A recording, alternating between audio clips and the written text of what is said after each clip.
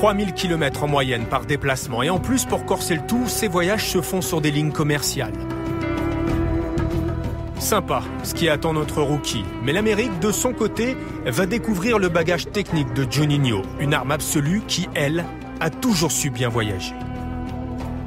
Qui n'a pas vu un coup franc de Juninho? Si le football t'intéresse, bien sûr. Maintenant, tout le monde.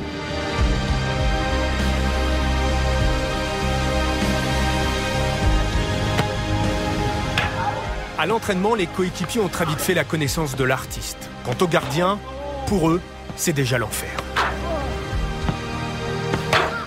Quand on voit les images et quand on l'observe, on remarque qu'il ne vient pas pour frapper la balle le plus fort possible.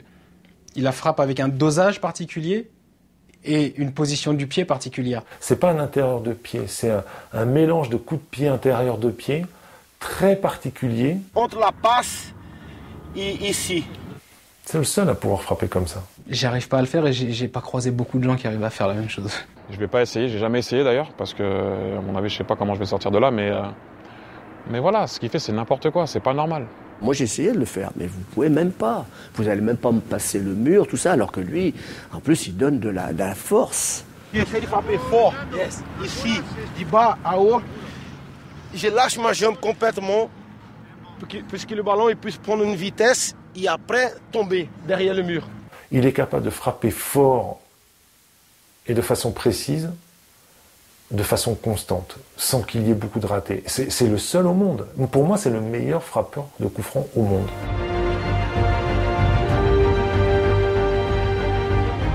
Voilà ce que Juni a fait comme dégâts dans notre championnat avec l'Olympique lyonnais.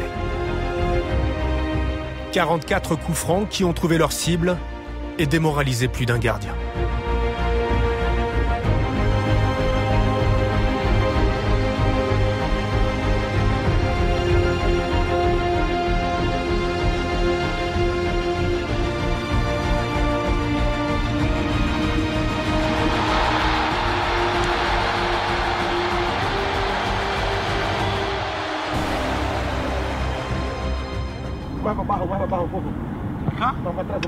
Pendant les entraînements spécifiques à Lyon, c'était le gardien remplaçant qui servait de cobaye. Vercoutre, à l'époque à Lyon c'était Rémi Vercoutre, ouais. Moi j'ai reçu les frappes de Juni, j'en ai pris des milliers. Il a fait de longues séances avec Juni. Juni l'a fait progresser, l'a fait souffrir, mais c'était intéressant de les voir. C'était des beaux duels. Moi, je prenais du plaisir à observer ces séances-là. Ce qui est impressionnant, c'est que Juni, c'est pas seulement qu'il marque les coups francs. C'est sur 10 coups francs, il va t'encadrer quand même 8. Parce que mettre un coup franc une fois sur 10, tu déranges les supporters 9 fois et t'en mets une dans la lucarne. Le pourcentage, il est nul. Il y avait 30-40 coups francs par séance. Je vais essayer là maintenant de frapper comme j'ai aimé. Il y avait 90% des coups francs qui étaient cadrés. Et la plupart du temps, quand c'était cadré, c'était but. Quand c'était loin, j'ai commencé à frapper, d'abord cadrer un ballon avec une bonne vitesse et que le ballon puisse, avant qu'il change, qu'il ne va pas tout droit, que je frappe, qu'il puisse tourner la trajectoire et qu'il puisse plonger le ballon un peu plus avant le gardien. Et lui, des fois, il la faisait même rebondir avant 40. À l'époque, les ballons n'étaient pas les mêmes dans le championnat pour chaque équipe. Et Juni a été celui qui a instauré ça, c'est-à-dire qu'il a fait acheter au club tous les différents ballons des clubs dans lesquels on allait jouer en déplacement. Donc toute la semaine, il s'habituait à ça. Il s'habituait aux nouveaux ballons avec lesquels il allait jouer le week-end. Il savait exactement la texture du ballon, s'il flottait pas, s'il était lourd, gros, la couleur.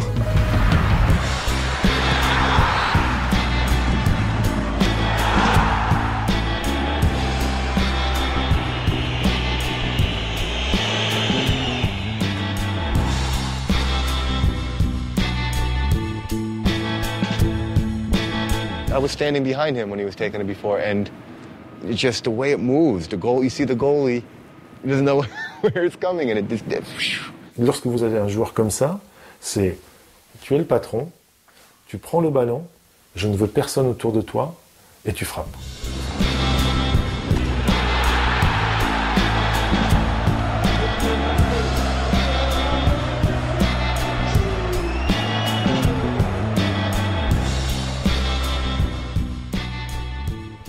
gens attendaient la délivrance en fait. Il y avait une attente autour de ça. On savait que c'était tellement possible, de loin, à droite, à gauche, de près, enrouler, frapper. Ils venaient presque voir un coup franc de Juninho. C'était devenu une attraction dans le match. Si le foot a évolué et on dit on aura un jour pour tirer le coup franc, je joue jusqu'à 50 ans. Je vais m'entraîner, je vais préparer mon muscle. Bien sûr, je reste sur le banc, coup franc, tu rentres comme le football américain. J'ai vu des matchs de Lyon, je me suis dit là, s'il marque là, c'est abusé. Et hop, et puis il marque.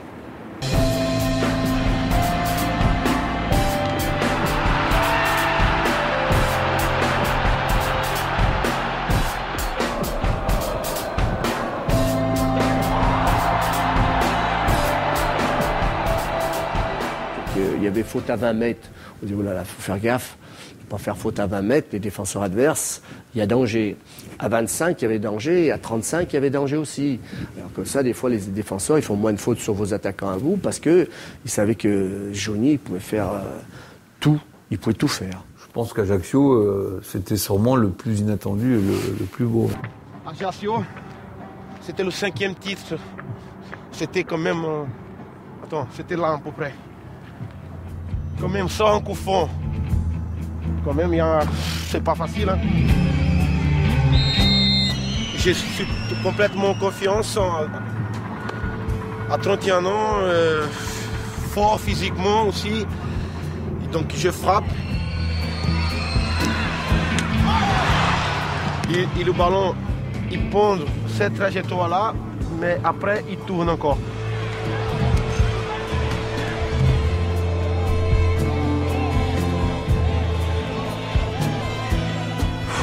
Une frappe, elle partait, une fois qu'elle était partie et qu'elle était cadrée, on savait que le gardien, ça serait très difficile pour lui. Il l'a fait flotter, il l'a fait voler. Non, c'était incroyable. Et là, c'est Karim, je me souviens bien, parce que c'est Karim qui est là. Il commençait à jouer beaucoup à cette époque. Il faisait comme ça après que je marque. Il y a un autre aussi que j'adore, c'est contre le Bayern.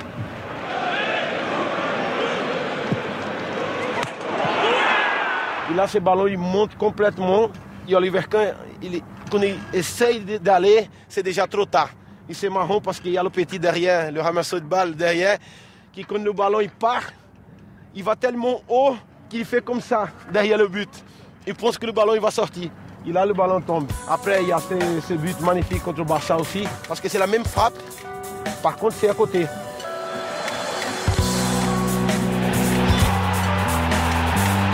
Je l'ai vu en direct une fois, la balle est passée au-dessus de ma tête contre Barcelone d'ailleurs, quand il nous en a mis un, je l'ai vu en direct.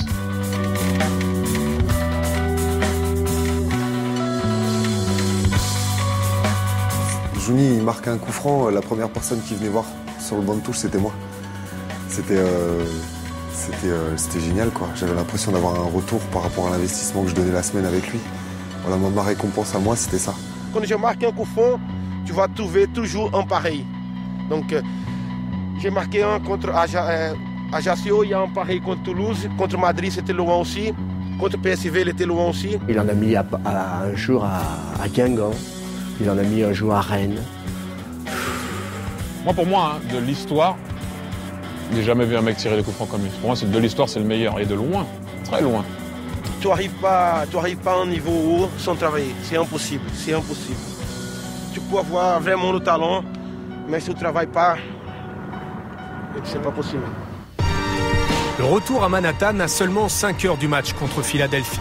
On retrouve le travailleur, le perfectionniste chez lui.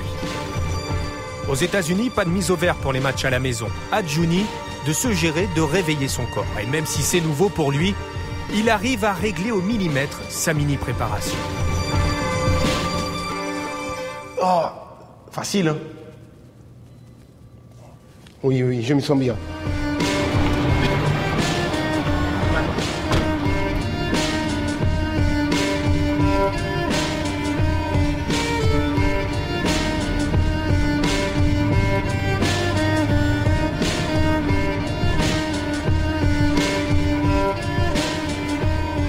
La dernière fois, il ne m'a pas laissé rentrer.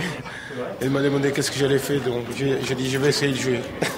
C'est bizarre à expliquer parce que c'est quelqu'un de généreux, mais quand on approche des matchs, il a besoin de se recentrer sur lui, il a besoin de s'occuper de sa petite personne par souci d'avoir une très bonne préparation.